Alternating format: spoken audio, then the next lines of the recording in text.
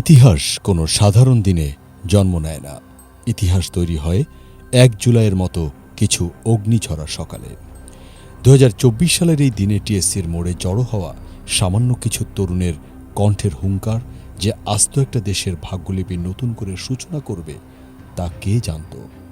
৫ জুনের কালো রায়ে মেধার পায়ে শিকল পরিয়ে যখন কোটা পুনর্বহাল করা হলো, বাংলার ছাত্র সমাজ তখন নীরবতা ভেঙে রুখে দাঁড়ায়।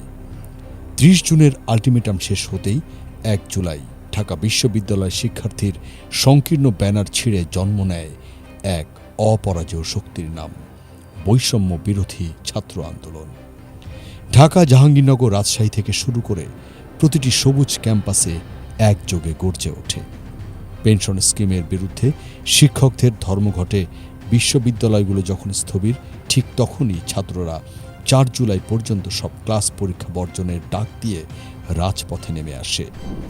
টিএসসি থেকে ধাবিত হয় ৪টি ঐতিহাসিক দাবি: ২০১৮ এর পরিপত্রের পুনর্বহাল, বৈষম্যমূলক কোটা বিলোপে কমিশন গঠন, কোটার একক ব্যবহার এবং মেধাভিত্তিক আমলাতন্ত্রের প্রতিষ্ঠা।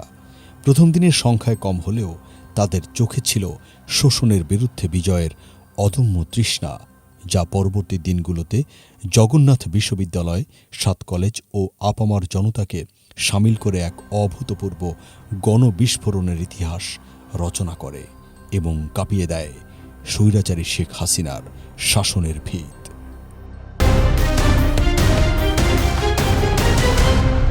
বাংলাদেশ সময়, সবার আগে দেশ।